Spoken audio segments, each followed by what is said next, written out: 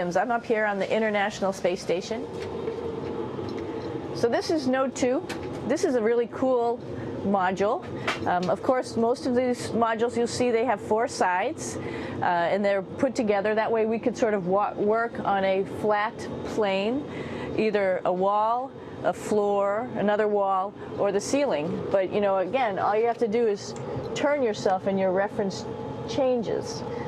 The reason I'm bringing that up is because this is where 4 out of 6 of us sleep.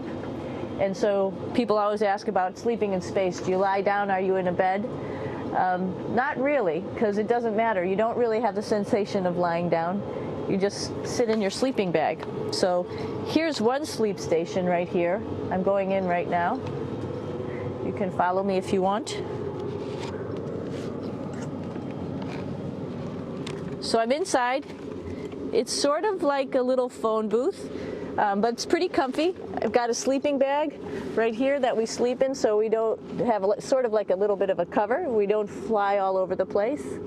But you know, you can sleep in any orientation. I have it sleeping, feeling like I'm standing up right now, but like you saw, I'm on the floor. But it doesn't matter if I turn over and I sleep upside down. I can't have it, I don't have any sensation in my head that tells me that I'm upside down, so it really doesn't matter. The sleep station is also like a little office. We've got a computer in here. As you can see, we've got a couple little toys. I've got some books. I've got some clothes and other things that make it sort of like home. I'm coming out. And just for reference, that's one sleep station. This one's another. Right here. There's one on the ceiling, if you want to call it. Right here. And then there's a 4th on the other wall over here. So all of us sleep in a little bit of a circle. All right, come on back. There's more to show you.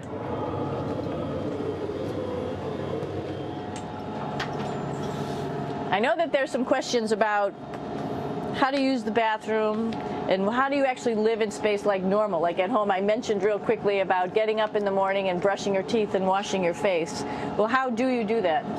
Well, here is the bathroom essentially. You get up in the morning and we have a little kit and it has all the essential things that you need, like your toothbrush and toothpaste and brush. See how much better the brush makes my hair look? I'm just joking. It still stands up straight. It doesn't matter where you are. It's always going to stand up straight while you're up in space. A lot of people ask about toothbrush and toothpaste.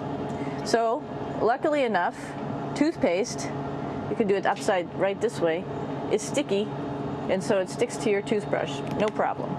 Another cool thing is that water sticks to your toothbrush too. If you can see it. I'll have some water come out. The water is pretty neat up in space. It'll stick to your toothbrush and it will make a big bubble. And that's just by surface tension. And then you can drink it. So a lot of people ask about what do you do with the toothpaste after you brush your teeth.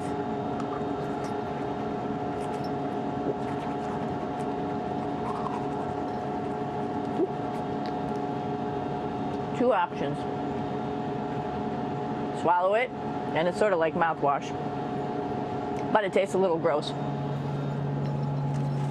Or you can just spit it out in a paper towel, and then you don't have to worry about it. Swallowing thing I wouldn't recommend at home. I'm only up here for 4 months, so it's not that bad. One of the most pressing questions about living in space, of course, is the bathroom. So let's take a look at that little piece of work. Come on in.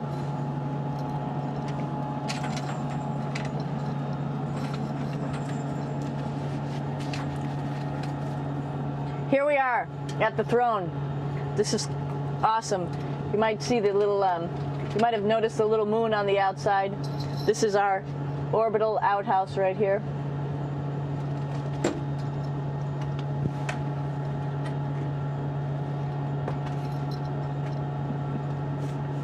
And of course, it serves for two functions. Number 2, right here. I'll show you. But you see it's pretty small, so you have to have pretty good aim, and you'll be ready to make sure things get let go the right direction. And it smells a little bit, so I'm closing it up. And that's of course for number 2. And this guy right here is for number 1. So they're sort of two slightly separate functions, but you can do a little, essentially both, by hanging on right here and doing number 1 and number 2. I might add it's color coded so you really don't get it mixed up, which is nice. This is yellows for number 1. And also there's a selection of paper. People always ask about toilet paper. What do you do with toilet paper? What kind of toilet paper do you have? We have gloves just because sometimes it does get messy. We have some Russian wipes, which are a little bit coarse if you like the coarse type of toilet paper. We have some nice tissues, which are nice and soft if you like soft toilet paper. We have Huggies, just for any cleanup. You know, we were all babies once, and this sort of helps. And then if things get really out of control, we have disinfectant wipes, just to make sure we clean up here. Because, you know, just like the water I showed you, the number 1 stuff can sort of go all over the place if you don't aim correctly. And did I mention both of these have a little bit of suction, so they should keep things going in the right direction. But like I said, sometimes things get a little out of control if you are out of control yourself flying around. So we have lots of protective stuff. And of course, you do have your privacy. There's a little door,